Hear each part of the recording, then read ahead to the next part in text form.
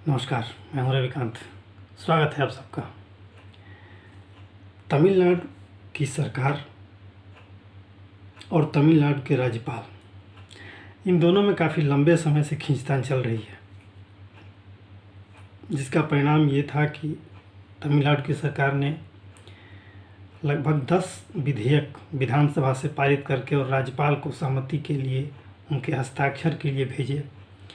लेकिन राज्यपाल हस्ताक्षर करने के बजाय उसको यथावत अपने पास रखे रहे, उस पर किसी तरह की कोई सहमति नहीं दी। इस विवाद के मद्देनज़र ये विवाद सुप्रीम कोर्ट तक गया और सुप्रीम कोर्ट ने इस पर विचार दिया और विचार देकर के एक व्यवस्था दी। दरअसल सबको पता होगा कि विधानसभा जब किसी विधेयक पर विचार करती है, उसे पास करती है, तो वो विधेयक विधानसभा से पास होने के बाद अगर वहाँ 2 सदन हैं, विधानसभा और विधान परिषद, तो दोनों सदनों से बारी बारी से पास होने के बाद राज्यपाल के पास आते हैं और राज्यपाल अपने हस्ताक्षर के साथ वो कानून बन जाता है वो। और अगर विधान परिषद नहीं है, केवल विधानसभा है, तो विधानसभा से पास होने के बाद वो राज्यपाल के पास आता है और राज्यपाल अपनी सहमति दे देते हैं, अपने हस्ताक्षर दे देते हैं, जिससे वो विधेयक कानून बन जाता है। ये प्रक्रिया है और यही प्रक्रिया केंद्र में भी है। संसद कोई कानून बनाती है, दोनों सदन अलग अलग विचार करते हैं उस पर और मत विभाजन के बाद वो विधेयक पारित होता है। उसके बाद राष्ट्रपति के पास जाता है और राष्ट्रपति के हस्ताक्षर के साथ ही वो कानून बन जाता है। ये व्यवस्था है, ये प्रावधान है। लेकिन राज्यों के संदर्भ में संविधान का अनुच्छेद 200 कहता है कि विधानसभा से पारित कोई विधेयक राज्यपाल के पास जाएगा उनकी सहमति के लिए, उनके हस्ताक्षर के लिए। लेकिन उसकी कोई समय सीमा नहीं बताई गई है कि राज्यपाल महोदय कितने समय में, कितने दिनों में उस पर अपनी सहमति या हस्ताक्षर दे करके, सहमति या असहमति दे करके और वापस कर देंगे विधानसभा को या सरकार को। ये कोई समयबद्ध, कोई प्रतिबंध नहीं है कि इतने समय के अंदर वो दे ही देंगे। तो इसी व्यवस्था को लेकर के सुप्रीम कोर्ट ने, इन्हीं सवालों को लेकर के सुप्रीम कोर्ट ने एक व्यवस्था दी है कि अगर कोई विधानसभा अपने किसी विधेयक पर विचार करने के बाद वो राज्यपाल के पास भेजती है, तो राज्यपाल उसको 1 महीने के अंदर उस पर अपनी सहमति या असहमति देंगे।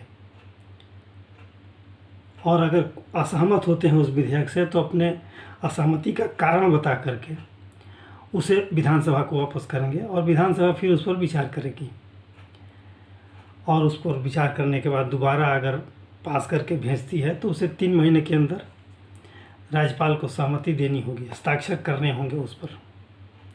या अगर वो राष्ट्रपति को आरक्षित कर देते हैं वो विधेयक, तो राष्ट्रपति के यहाँ भी विधेयक जाने के बाद उन्हें भी 1 महीने के अंदर उसे अपने हस्ताक्षर करके वापस भेजने पड़ेंगे उस राज्य की विधानसभा को। अथवा अगर असहमत होते हैं उस विधेयक से, तो अपने असहमति की वजह बताते हुए वापस करेंगे और फिर विधानसभा उस पर विचार करेगी और विचार करने के बाद जब पुनः भेजा जाएगा, तो वो 3 महीने के अंदर उसको पास करके, अपने हस्ताक्षर करके और वापस विधानसभा को लौटाना होगा। ये व्यवस्था दी है। जिस खंडपीठ ने विचार किया है माननीय सुप्रीम कोर्ट की, उसमें 2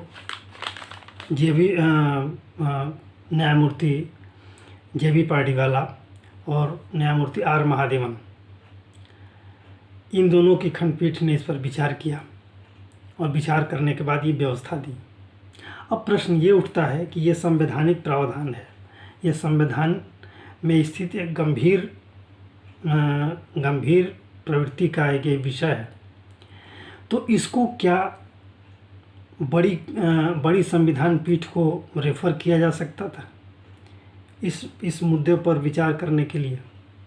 ये एक सवाल है जो सामान्य तौर पे उठता है लोगों के मन में कि जब ये गंभीर प्रकृति का सवाल है जिस पर संविधान मौन है, संविधान में कोई ऐसा प्रावधान नहीं है, इसमें प्रावधान या तो यथावत उसे माना जाए जैसा कि अब तक आज़ादी के बाद से अब तक माना ही जाता था। ये व्यवस्था अब हुई है कि इस पर विचार किया जाए, इसको समयावधि में तय किया जाए कि निश्चित समयावधि में गवर्नर उस विधेयक पर अपनी सहमति दें, अपने हस्ताक्षर करें, या राष्ट्रपति को अगर संदर्भित है तो वो एक निश्चित समयावधि में अपने हस्ताक्षर करें। जब इतने बड़े विषय पर गंभीर मंथन हो रहा है तो क्या इसे संविधान पीठ को देना चाहिए, एक सवाल है। हालांकि माननीय सुप्रीम कोर्ट ने जो व्यवस्था दी है वो निश्चित रूप से उस अनुच्छेद 200 को ज़्यादा स्पष्ट किया है और बेहतर व्यवस्था है। अगर संवैधानिक कार्य एक निश्चित समयावधि में होते रहें तो ये अच्छी बात है। अनिश्चित काल तक टाले रखना या उसको दबा कर रखना, ये संसदीय व्यवस्था में, संसदीय लोकतंत्र में ये उचित नहीं कहा जाएगा। तो ऐसे में जो व्यवस्था इस पीठ ने दिया है, माननीय जजों की पीठ ने, एक अच्छी व्यवस्था है। लेकिन क्या ये बड़ी पीठ को संदर्भित किया जा सकता था, क्योंकि ये संवैधानिक विचारण का प्रश्न है। इस पर एक ऐसी व्यवस्था पर विचार करना है जिस पर संविधान खामोश है। तो क्या ये बड़ी पीठ को, बड़ी संविधान पीठ को रेफर किया जा सकता था क्या? और दूसरा कि क्या इस पर संसद विचार कर सकती है? ये एक सामान्य प्रश्न है ये जो हर जिज्ञासु के मन में, जो राजनीति का जानकार है या जो आजकल के जिज्ञासु युवा हैं जो जानना चाहते हैं हर चीज़, उनके लिए है। ये सवाल मन में हो सकता है कि क्या इस प्रश्न को बड़ी संविधान पीठ को भेजा जा सकता था जिसमें कम से कम 5 जज हों या 7 जज हों, ये गंभीर विषय पर जिस पर संविधान खामोश है। और दूसरा ये कि क्या इसको माननीय सुप्रीम कोर्ट ये कह सकता है कि ये संवैधानिक विषय है तो इस पर सबसे पहले संसद विचार करे, और इसमें अगर संशोधन की स्थिति बनती है तो आपसी सलाह मशविरे से संसद के दोनों सदन इस पर विचार करें और विचार करने के बाद जो उचित हो वो उसे पास करके और भेजें। अगर संसद इस पर विचार करने के बाद चाहे तो सुप्रीम कोर्ट विचार कर सकती है, अगर किसी को आपत्ति हो तो। अन्यथा संसद से पास किया गया कानून तो सबके लिए बाध्यकारी है। सुप्रीम कोर्ट भी उसका सम्मान करती है क्योंकि कानून बनाने का अंतिम अधिकार संसद को है।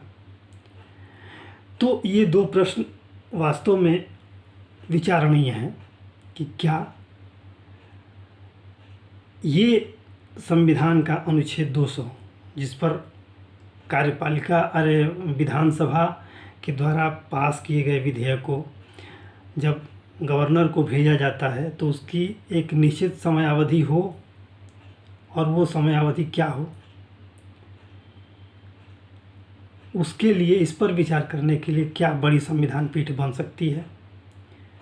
और दूसरा ये कि क्या इस पर संसद विचार कर सकता है। और एक तीसरा छोटा प्रश्न ये भी उठ सकता है कि क्या विधानसभा को या संसद को या गवर्नर को या प्रेसिडेंट ऑफ इंडिया को सुप्रीम कोर्ट क्या ये बाध्य कर सकती है कि वो निश्चित समय में अपनी सहमति दे ही? क्या लोकतांत्रिक परंपरा में ऐसा संभव है या ऐसा होना चाहिए? ये एक प्रश्न है, ये कोई उंगली उठाने वाली बात नहीं है, एक सामान्य सा लोकतांत्रिक प्रश्न है। 3 प्रश्न हैं।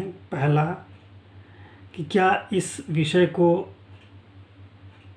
बड़ी संविधान पीठ को भेजा जा सकता है। दूसरा, क्या संसद इस पर विचार कर सकती है। और तीसरा, क्या सुप्रीम कोर्ट राज्यपाल को या राष्ट्रपति को एक निश्चित समयावधि में अपनी सहमति देने के लिए बाध्य कर सकती है? ये 3 सवाल हैं। तो आशा है आपको वीडियो अच्छा लगा होगा। आपसे अनुरोध है कि आप इसे लाइक करें, शेयर करें और सब्सक्राइब जरूर करें। धन्यवाद।